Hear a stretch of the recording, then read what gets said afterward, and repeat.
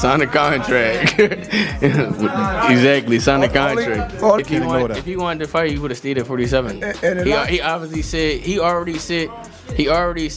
said he wanted to move up in compass to be undisputed at 54 or something like that. Unless they want to give him $100 million and make a big spectacle, and you know what I'm saying, put the belts on the line, and that's the only way I can see that. $100 million, no less.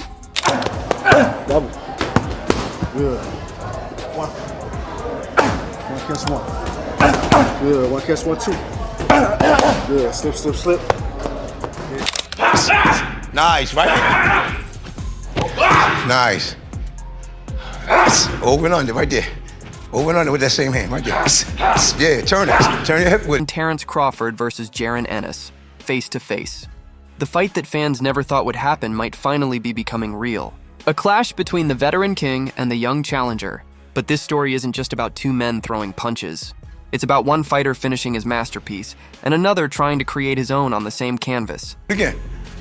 Go take that hip with it. That's it. Do it again. Come back with the hook. Nice, nice, nice. Make sure to like and subscribe because this one is going to be good. You can almost feel the tension growing. Jaron "Boots" Ennis is stepping into the same division Terence Crawford once ruled, the 154 lb super welterweight class. It's the same division Crawford dominated before shocking the world by moving up to fight Canelo Alvarez. For Terence? Yeah. If I was Terence, I would retire. That's what I would do. He did everything, man. He done everything, man. You know what I mean? You know how many titles he done won? All that stuff, you know what I mean? I'll go off one in the sunset, man. You know what I mean? You don't need no more money. But there's a twist. According to Ennis's father, respected trainer Derek "Bozy" Ennis, this fight shouldn't even happen. He said if he were Terence, he'd hang up the gloves right now. No more belts, no more battles, nothing left to prove, just a legacy sealed forever.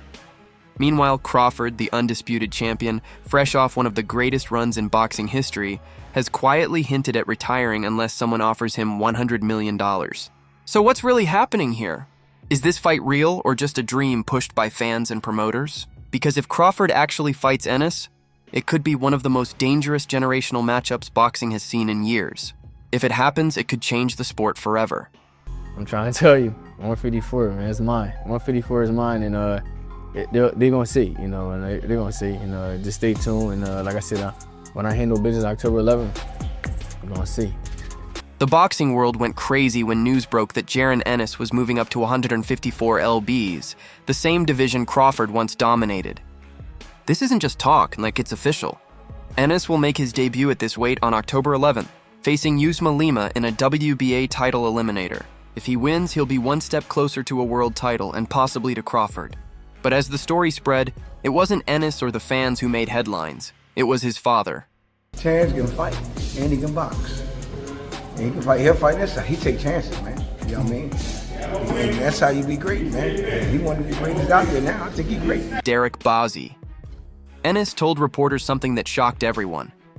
This fight shouldn't even happen. He said, and I quote, "If I were Terence, I would retire. He's done everything." That statement sent shockwaves through boxing circles. Mostly every round. If you want to give him 2 rounds, you give Canelo 2 rounds. Other than that, Terence was great, man. I told everybody they told me he can't beat him. I said, yes, he can. On one hand, Bozy was giving Crawford the highest respect, calling him one of the greatest boxers of all time.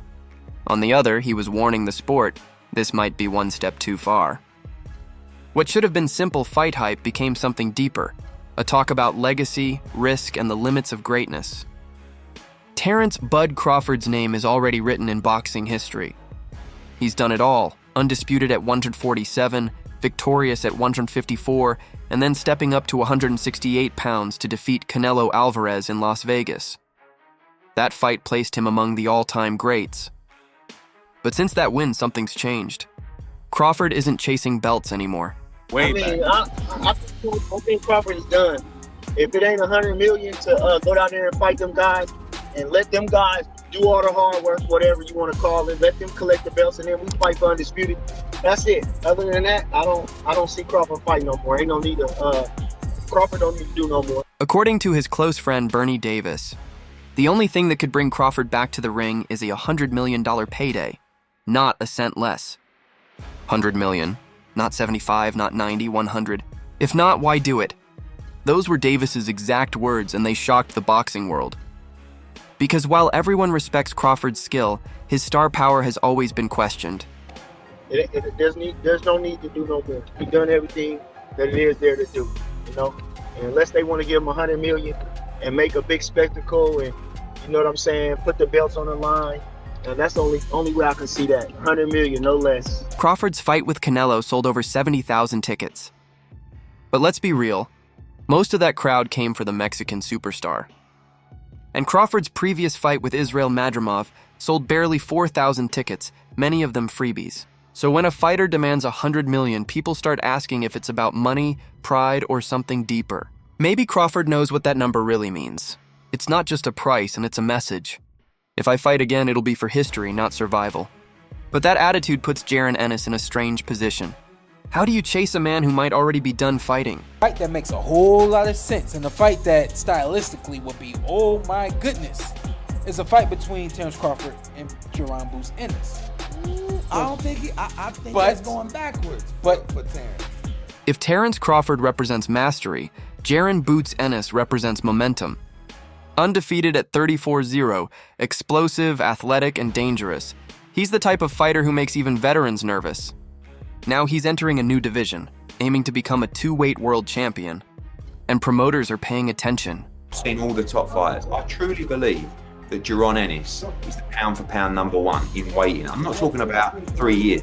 I'm talking about 12 months. I think this guy is going to go through this division, move up to 160, three-weight world champion. I think he's the guy to replace Terence Crawford. Eddie Hearn publicly called Ennis the pound-for-pound #1 in weighting.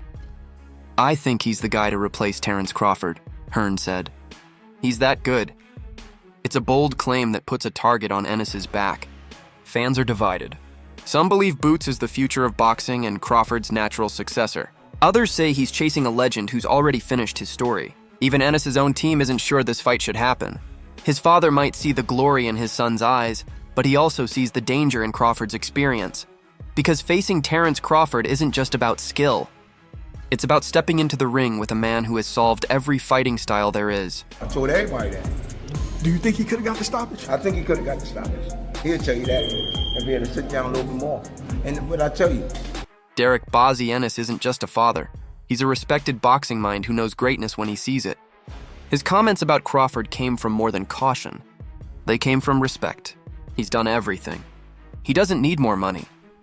Bozzy compared Crawford to legends like Floyd Mayweather and Sugar Ray Leonard, saying he's already earned his place among them. But fans are divided. Some believe Bozzy is just protecting his son, knowing Crawford's ring IQ is unlike anything Ennis has faced. one of the greatest there. You know what I mean? People can talk about him all they want. You know what I mean? When he lost, when he fought, what's that boy? The last fight, they thought he was going to Madrimov. They told him he lost. No, he didn't lose. He won. Others think Bozzy is just being honest. Crawford has done enough and has nothing left to prove. That creates an interesting situation. A father who wants legacy for his son, and a fighter who wants to take it from someone else. It's the classic passing of the torch story, but only if Crawford agrees to light it. And while one side is cautious, the other isn't even sure what's next. When Andre Ward asked Crawford about his future on All the Smoke, his answer surprised everyone. Everything's up in the air right now. I'm just, enjoying my family, enjoying, to be able to say, look what I accomplished, or what I'm about to accomplish next. I'm chilling, Crawford said. I don't know what I'm going to do next. I haven't even sat down with my team. You could tell he wasn't planning his next fight. He was reflecting on a career that already feels complete. He talked about family, balance, and enjoying peace after achieving everything. Well, he made it look so easy. You know what I'm saying? Got 2-3 more in him. You know what I'm saying? Training camp will try harder. You know what I'm saying? Do you think a move to 160 would make sense? If you want to do it, it'd be a challenge. If you want to challenge yourself, yeah, I don't mind. Even his longtime trainer, Bomac, added, give him 2 or 3 more fights before retirement. But he admitted something else. a move to 160 lbs would be tough. Not because Crawford isn't skilled enough, but because there's nothing left to prove. So the question remains, if Crawford doesn't even know his next step, is Ennis chasing a ghost? Or could the right mix of money, legacy, and pressure bring Crawford back to the ring one last time for one final statement?